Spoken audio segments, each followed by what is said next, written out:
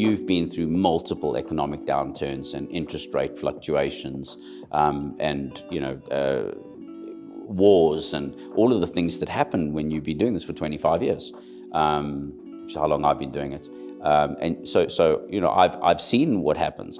I've been through these things. I know what the cycle looks like. I know what we have to pull back on. I know what we have to power through. I know what we can, what is okay to do in these situations. But I only know it because I made the mistakes before.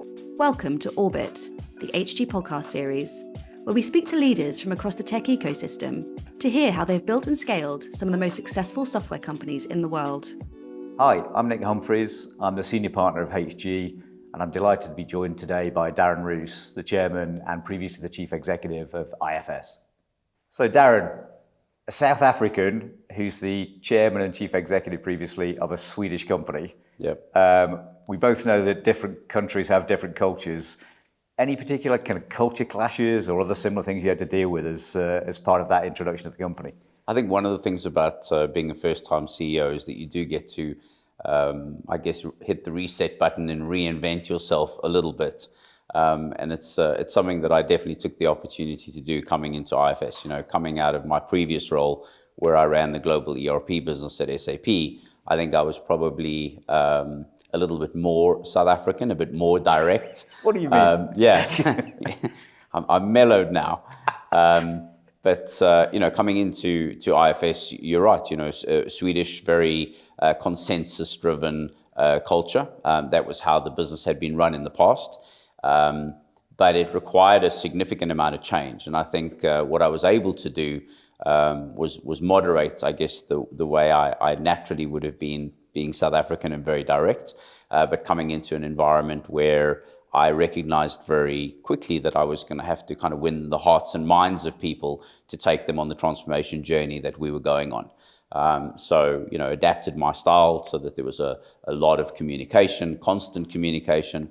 I learned early on, and I think about those early days at IFS where there was a lot of frustration for me in how many times I had to repeat the same message. And now I kind of take it for granted and, go on transformation journeys with other businesses and recognize that in those early days, they do need to hear it a lot. But I think that the fact that, being South African, I was very direct and I wasn't trying to kind of flower any of the messages, that I was giving it to people with a level of authenticity and directness that meant it was unambiguous. They just had to hear it over and over again. But that definitely helped. And, very quickly the business kind of rallied around that clarity and directness. So it ended up working well.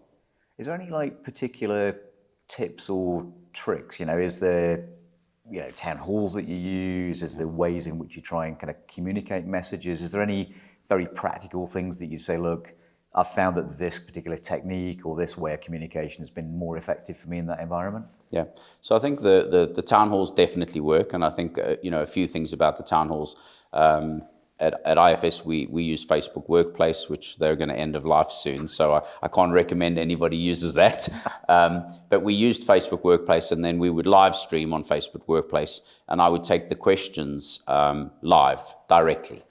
Unfiltered, and everybody could see the questions coming through, and I made it a point of principle never to dodge the difficult questions. Yeah. The only maybe a tip that I would give people is that I have seen people try and emulate that, but on a platform which allows the users to anonymize who they are, don't do that. Right. Because as soon as people don't have to put their name next to the question, the really crazy stuff comes out.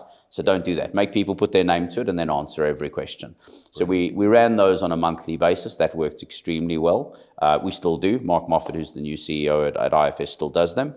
Those were really, really successful. And I used to pivot between a kind of WebEx style, call it a productionized town hall. And then every other one, I would do a kind of direct to camera, just me talking top of mind about the things that were important. And I think, as I say, that authenticity resonated with people.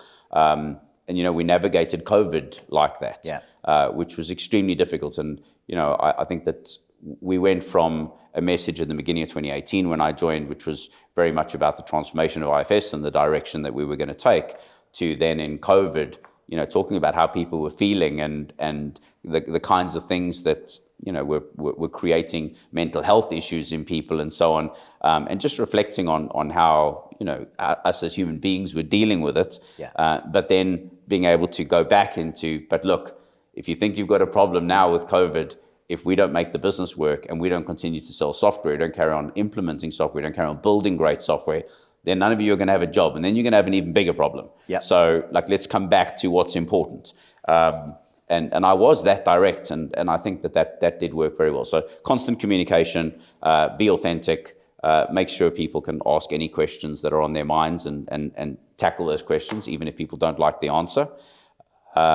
And then, once we've gotten back into the office like we are now, overlaying that with what we call coffee corners. So just getting together with smaller groups of employees and recognizing that, there are people who prop up the business, who are communicators and sharers. And I think that's important, so that you're getting to those particularly influential people face to face, and that you're not substituting that for just online communication. Yeah. I'm actually thinking, from the benefit of the listeners, do you mind just kind of giving a bit of an idea of scale of IFS? Sure. And scope as well? Because, we back a number of businesses. Sure. From single country, 100 employee, absolutely, all the way up to kind of quite scale. And so it'll give people some kind of context. Sure. To the question as well, if that's all right. So 2018, the year that I joined IFS, was just around €500 million in revenue, 70 odd million of EBITDA. This year we'll do 1.2 odd billion of revenue, euros, and about 400 million of EBITDA. And we have about 6,000 employees globally distributed. So, it's a very culturally diverse business. We have employees in Israel and Japan and, South America, and literally everywhere on the planet. So, the online town hall definitely works. And you're thinking about things like, how do I do it in a time zone and move it. Yeah. So that I can touch all of the employees at different times. So how do you do that? Is that recorded and distributed? Or? Move it around, so don't always do it at the same time, and accept that you're not going to catch everybody, and then record it. And what we do with Facebook Workplace, the benefit is that we're recording it and then just immediately putting it up live. Yeah. So people can watch it back. And not, with 6,000 employees, not unusual for us to have 3,000 employees join and then have it watched by probably 5,000. And the benefit of using Facebook, which we're not going to get to do in the future, as I said, is that you can literally see how much engagement you've had, which is important. I want to take us on to a slightly different question. Sure. So you started your career as a tractor driver, working on your parents' kind of holiday business as a kid, I guess. Any lessons from those kind of early years? Anything that's been kind of particularly influential on, later life? Yeah, I mean, some context is my parents ran holiday resorts for a living. And the reference that you're making, you and I've discussed it in the past, is that there's definitely a correlation between people learning to work early and developing a work ethic early. And for me, that was my parents, the holiday resort that they were running at the time, and I was 10 years old, 11 years old, was a day resort. So people would come in the day, and then they needed to be picked up from the car park and taken into the resort to where they were going to go spend the day, and then taken back again. I'm 10, 11 years old. I would drive this tractor from 8 o'clock in the morning when people started arriving. It was a small tractor with a trailer, and people would put all their bags and cooler bags and everything on, and then I'd drive them into the resort and then go get the next lot. And I would spend 10 hours on the tractor during the day at 10 or 11 years old. So I think the most important work ethic was what I learned. And, I'm still a workaholic now. And, I think it's important to get that ingrained and, embracing a willingness to work, I guess, which, we've seen with COVID, and we talked about it last night over dinner, is not necessarily common, especially in a younger generation that maybe hit the workforce at a time when, they weren't in the office and they weren't necessarily getting the kind of mentorship and coaching that they would have got if people had been in the office all the time. And, it's a super valuable lesson. Yeah. I'm also, parallels are kind of quite strong, as you know, because I ended up kind of working in my mum and dad's kind of retail gift shop when I was kind of early teens as well. And that interaction with the public, every day, you got no idea who's going to walk through the door. There's a Mr. or Mrs. Awkward at least kind of every hour. Yeah. just kind of having to deal with that different set of personalities and frankly just have to be able to get on with most people and deal with problems is kind of quite an interesting kind of early formative stage. Yeah, but I think you say dealing with problems. I think that is the thing. I mean, even though I was only 10 or 11 years old, there's a certain amount of responsibility with driving a multi-ton vehicle through lots of people. You do learn accountability and responsibility and the consequences of your actions. And something that I've done throughout my career, I've really tried to play a significant role in coaching and mentoring younger people in the business. I remember reading an article many years ago that has become a key part of my narrative with people kind of 16 to 22 years old, which is that they haven't yet, for very good reasons, developed a fear of regret. And that fear of regret comes from making mistakes that have significant consequences. And then that consequence hurts, and then you develop a fear of it. And I think that it's something that I always talk about, talk to my own kids about it, talk to lots of young people about the fact that you have to learn to think about the consequences of your actions because you don't want to make some of these mistakes.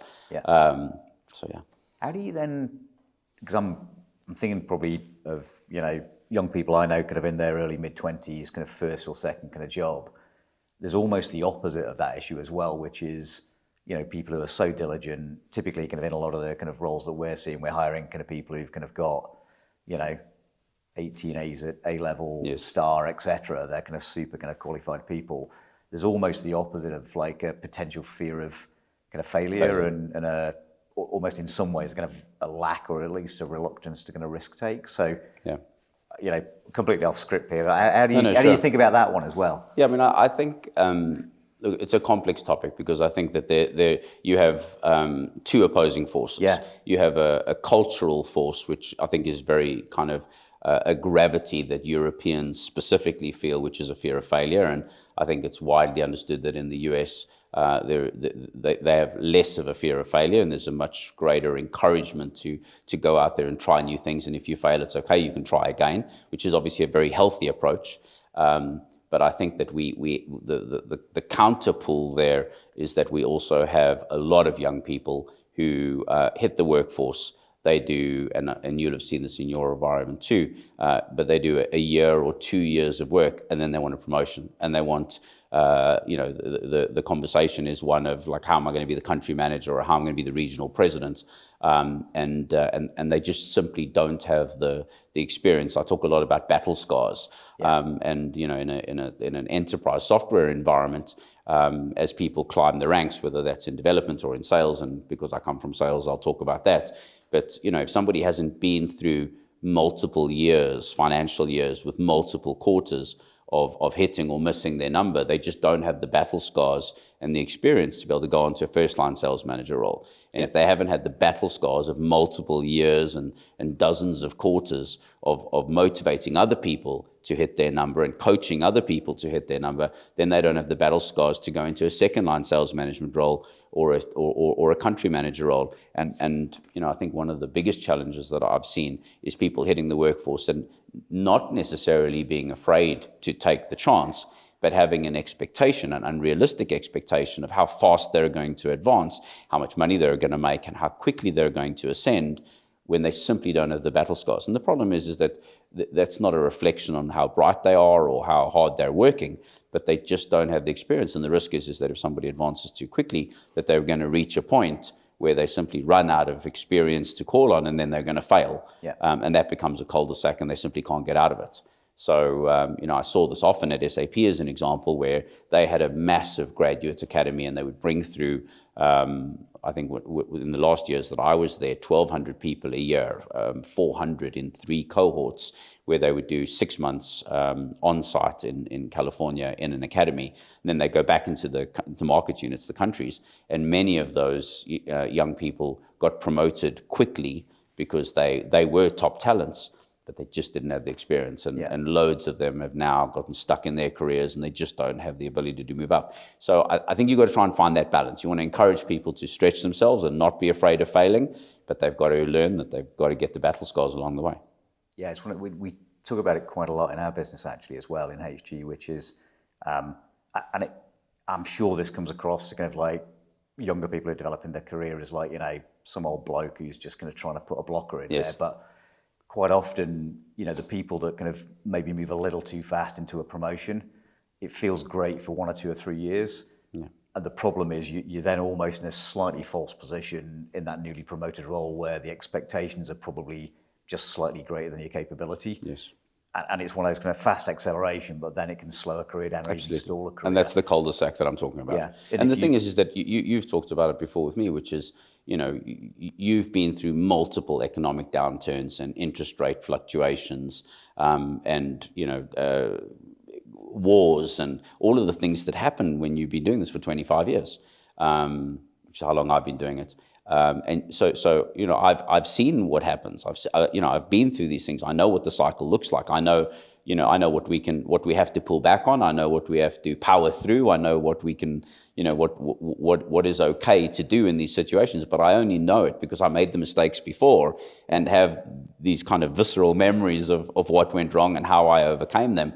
And in your business, it'll be exactly the same. If you have an investment professional that's only ever invested in a low interest rate, multiple expansion environment, and then they move into the cycle that we're in now, and they've never had the experience of a downturn, you've got a big problem. Yeah, one of the things I always feel most grateful for, I didn't feel grateful at the time at all, but like first 3 years of my career, I basically kind of did these small deals, very small at the time, but I completely blew up 2 of my first 4 deals. Absolute donuts, looking back on it, embarrassingly so, because it was obvious they were going to happen, which then stalled my career, quite rightly, for 2 or 3 years, because people were kind of slightly nervous of giving me another check. But actually, that kind of stall period with the bad experience initially, it meant that by year 7 or year 8 or year 9, you suddenly had kind of developed this, consciousness about what could go wrong. Then you'd had kind of 2 or 3 years to have to go build proper foundations. Yes.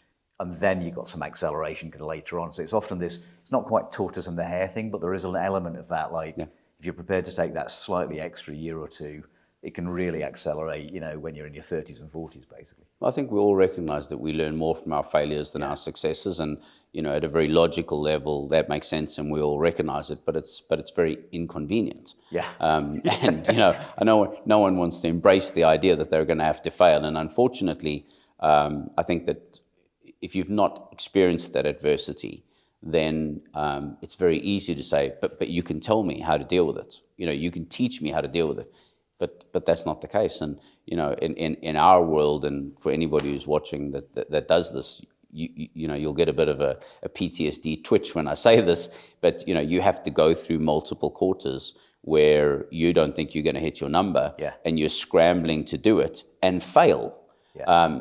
Because, I'm reminded of a quarter when I was at Software AG where, we had a big ask on a Friday night. The end of the quarter was Saturday night. And on Friday night, the MD of the UK business, I was running Europe at the time, walked into my office. All of our bets were in the UK business in that day. And he was like, we're done. Like, the deals are out. We're going to miss. And it was a big miss. And this was career defining. I'd been regional president for a relatively short amount of time. I had my shot at the board, and this really could have been terminal. And, we had kind of full court press through Friday night, sending out, emails to various executives where we believed we could get a deal. On Saturday morning, I woke up to an email from one of these customers with a bite. By about 10 a.m., I'd agreed the deal, and that was about a third, maybe 40% of the gap that I had closed. And I rallied around a couple of folks from our team, Fred Brady being one of them. He was with me. This is nearly probably 15 years ago now. And at like 5 minutes to midnight on Saturday night, we closed the deal with JP Morgan and hit the number. And what it did was, that wasn't the learning. The learning was that Fred and I then made something to eat, and then started on the next quarter immediately. And we went to sleep at 4 o'clock that morning, and it was like, I am never doing this again. This is not happening again. I'm not going to put myself in this situation, and we're not going to wait until, the end. And those battle scars, I still live with. Yeah. And, Simon Neasley, who's our Chief Revenue Officer at IFS, or Mark, our CEO, will tell you that, if we don't have a good first month, or we don't have a solid second month, I'm jumping up and down like it's the last day of the quarter, freaking out. because I don't want to get there. And it all comes back to my PTSD from my software AG days, my JP Morgan deal. Yeah. I've got a very similar kind of analogy, which is the first 7 years of my career, I worked for 3i and Barclays Private Equity, now Equistone. And at the time, essentially, they had a balance sheet or a corporate, and money to invest just kind of fell out of the sky. You didn't have to go and fundraise. There weren't LPs or clients. Money just came off a balance sheet. So that side of our business, I had no knowledge of. I was investing, I was doing due diligence, I was making investments, but the source of funding was just some pot that some CFO got. I quit my job to join a US private equity firm, smaller private equity firm, where it was a proper kind of fundraising. You raised money from clients, it was a fund every 3 to 4 years, etc. And I was obviously 30 or something at the time, so I was like God's gift to private equity in my own mind. It was absolutely indefatigable that I'll be able to raise a fund, new first-time fund. We targeted, I think, $200 million to raise a first-time fund. I thought probably a month or two, maybe 3 months at the outside it would take. 18, 19 months later, we'd raised a sum total of about $73 million, and I'd been on the road every day. I'd had 10 to 15 rejections for every possible client that was going to invest. This was 96, 97. And ever since that point, just viscerally, when we say clients are our most important thing, I really, really understand at the most fundamental level, clients are the most important thing in your business. And it all stems back to, if you've been through that degree of kind of pain and difficulty, you'll never forget it ever. And the thing is, there'll be junior partners or the level below in HG who have joined in the last 5 years when HG have been, incredibly successful and fundraising has not been difficult, who will not have any concept of that. Yeah, those things live with you, like forever. PTSD. So look, you've had a 25-year career, you said, kind of in software, really pretty much from the get-go. What do you think that gives you in terms of things that maybe other software leaders that have come in maybe more recently, maybe they're in different industries and kind of came over to software, but do you think that gives you things that make a difference, basically, and if so, what? Yeah, I mean, I think there are probably pros and cons. The pro is that you have, I think, really good pattern recognition. I think when you've done it in as many different companies as I have, and that I've been very fortunate through my plural career to have looked at other stuff. But I spent 9 years at Software AG, I spent 4 years at SAP, and now 6 years at IFS. That's been most of my 4 years at Dimension Data before that. So really 4 jobs or 4 different companies, but then exposure to another 20 through my plural career and work that I've done with yourself and the other sponsors. But you develop really good pattern recognition, and you're able to, I guess, diagnose things really, really quickly. And I guess, maybe if I picked the word diagnose, but I think, much like a family GP who's been doing it for 25 years, when someone walks into their surgery, they probably know what the problem is within 2 minutes, whereas a new GP is going to have to take longer because they just don't have the pattern recognition. And I think that's the big thing. And I've always, I think, largely stayed in my lane, which is, B2B enterprise software, because that's where I have the best pattern recognition. And while I'm intellectually curious and I feel, professionally challenged by looking at different things, I simply can't add the same amount of value. And I think it's probably frustrating to some of the people that I work with, how quickly I arrive at a conclusion, and probably even more frustrating how often I'm right. But it's not intellect. It is just 25 years of looking at the same types of problems. And I think, when I came to IFS 6 years ago, I'd never been a CEO, had never been in private equity before, but I think the team around me would say that there wasn't a single problem that we faced that I wasn't super confident on how to solve the problem and what the route to that solution would be, but it was because I had seen all of the problems before. So I think that's the huge advantage. The disadvantage is that maybe you're a bit complacent. Maybe you miss something. And I think, at the conference that we're at now, your CEO conference, we're going to talk a little bit about the innovator's dilemma. And what you have to be extremely aware of is that, if it walks like a duck and it sounds like a duck and it looks like a duck, that everything is a duck. Because in today's world, with the way that AI is going to disrupt things, You have to be able to self-disrupt, and I think that's the risk. That's the counterbalance. Yeah. Just talk briefly about, you mentioned kind of plural side of your career in the sense of other board roles, chairman roles. That's been probably what, in the last 5 or 6 years, I'm guessing? Yeah, a bit longer than that. So for my sins, embarrassingly, because, and again, talk about Battlescars, I was on the public board of Micro Focus. Oh, sorry, I didn't know that. Which was my first foray into the plural realm. And, I think my contribution was not significant, if I'm polite. And it was a mistake. I should never have done it. But I learned a load of lessons about what to do and what not to do. I learned that I don't want to be on any public market boards. That was my lesson number one. But it was that was the beginning of the journey for me. And then I've done a number of other things. So I was chairman of WorkWave, which was a spin-off from IFS. I was on the board of Sitecore. I'm now executive chairman at Sitecore. I am the chairman of Think Project. And along the way, I've been involved with a bunch of other things. So what does that give you in the sense, is that like just more pattern recognition? Is it you're seeing different scenarios? Is it you're being able to kind of practice in different ways than being just a chief executive, because you've actually got to have a slightly different role as a board member than as a chief exec, obviously? So just interested kind of like what you think that brings. Yeah, I think it broadens your pattern recognition. That's probably the biggest way to think about it, is that you're seeing similar problems but in different guises.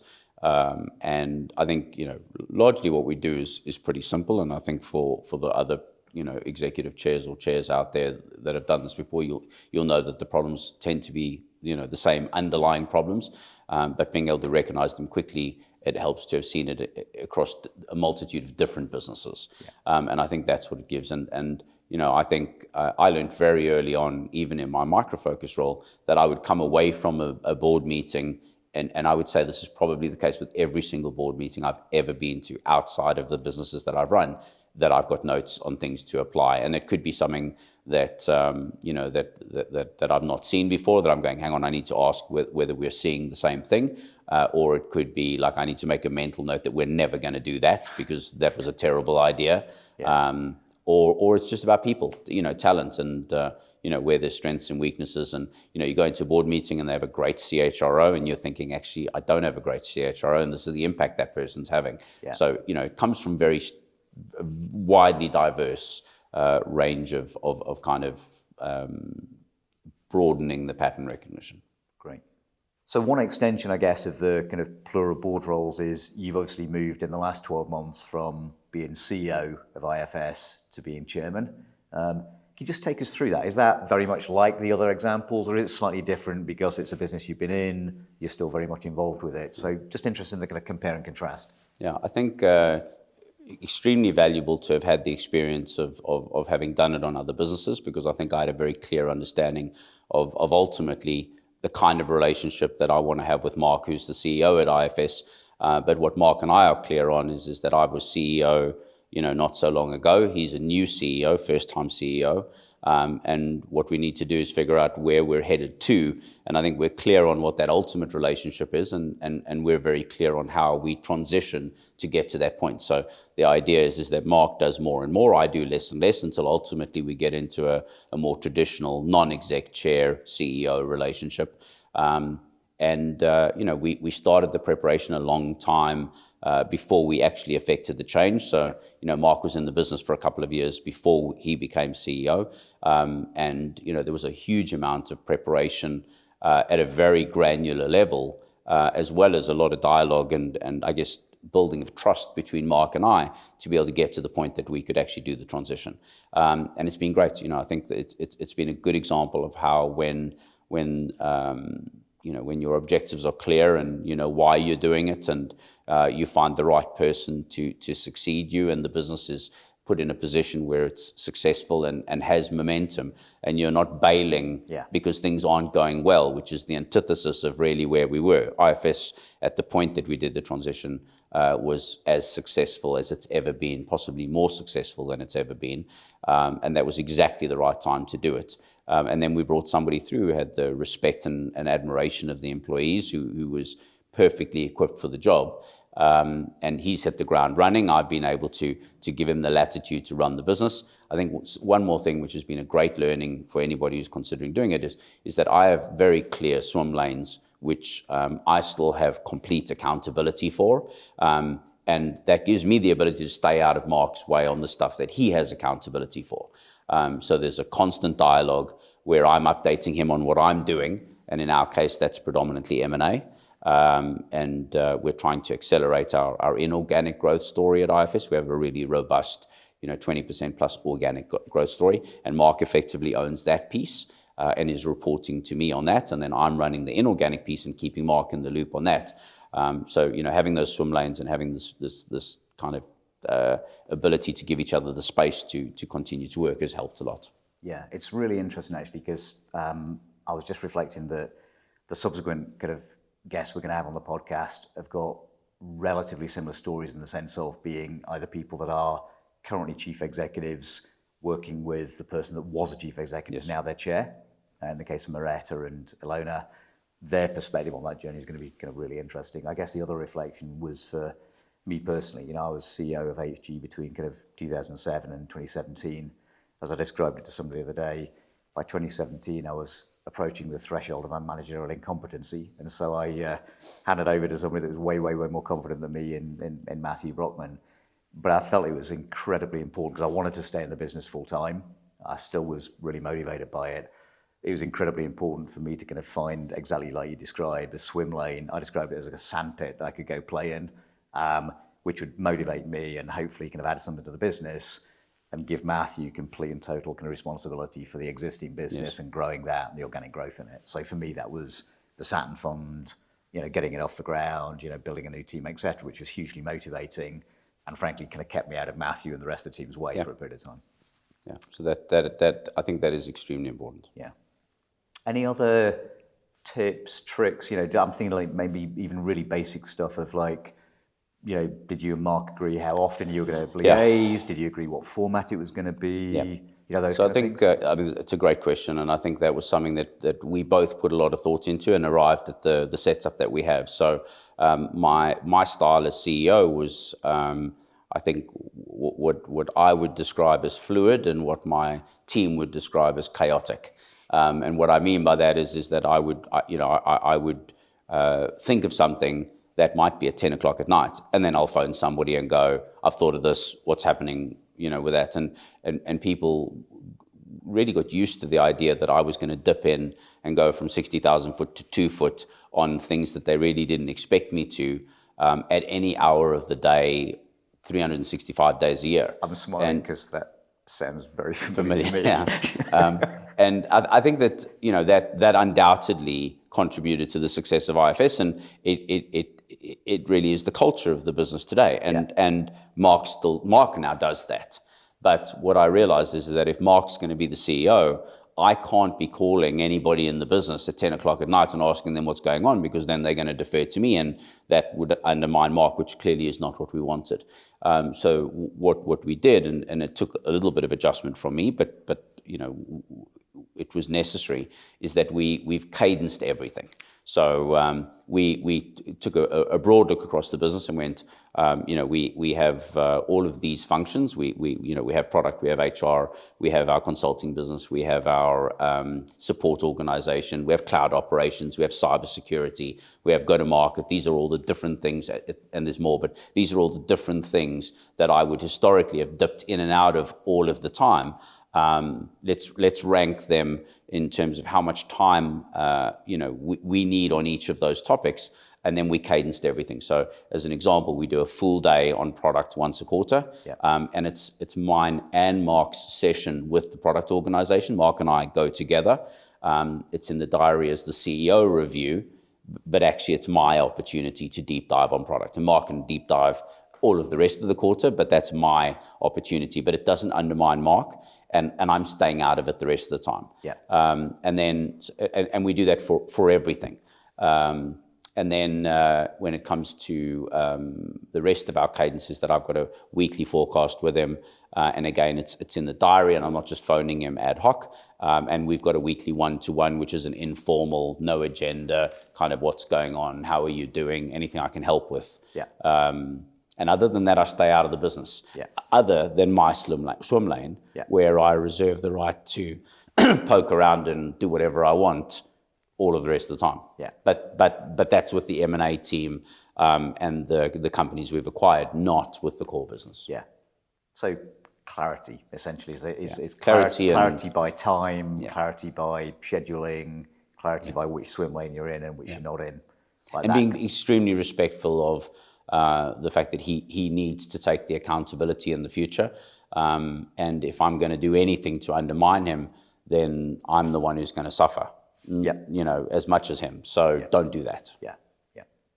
Really, really helpful. One final one. You join IFS in 2018. You really establish a service focus to the business, and you encapsulate that both in the strategy and ultimately in a book about moment of service. Tell us a little bit about that. Yeah. So first of all, service in the context of IFS is predominantly around field service management. Yeah.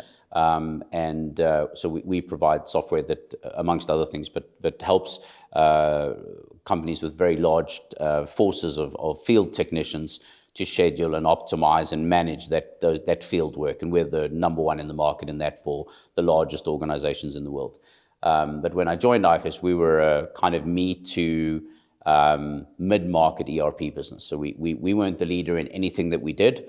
And it became very quickly apparent to me as I spoke to customers and spoke to the team that we had this capability and service that wasn't being exploited. So it took a little bit of time to start to unpack that. And then Oliver, our CMO, came to me and said, look, we have to get this message out there. You need to write a book. And I was like, there's no way I'm writing a book. No chance. It's a terrible idea. And I guess I had a bit of PTSD. I'd come out of SAP where, you know, Bill McDermott had written a couple of books.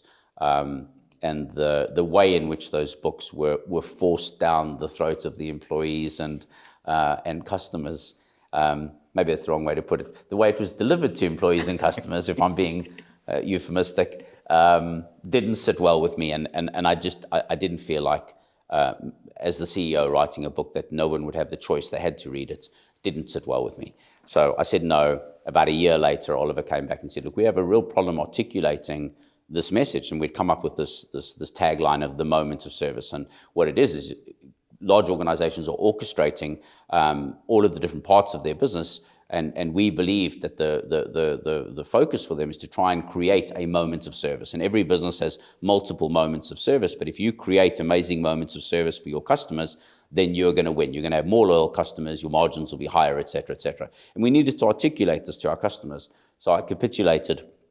It was a collaborative effort, wrote the book and put it out there. But I was kicking and screaming against it throughout. I couldn't know you. I couldn't have seen this being a natural thing that you wanted to do. No, it was not. And there's a massive picture of your face on the front cover. Yeah. No, not on the front cover. Not on the front cover. They wanted to do that. I was like, there's no chance. Look, Darren, it's been a real pleasure. I think there's been some really very interesting kind of strategic level discussion topics here, and then also some really kind of practical kind of like things that people can think about and apply, you know, when they're facing kind of similar moments in their career. So huge thanks, obviously, for leading a great business that we're very fortunate to be shareholders in, but also for sharing your thoughts today on leadership. Thank you, Nick. Thanks for listening to Orbit, the HG podcast. If you'd like to find out more about HG and our work building enduring enterprises, subscribe to our newsletter at hgcapital.com/newsletters.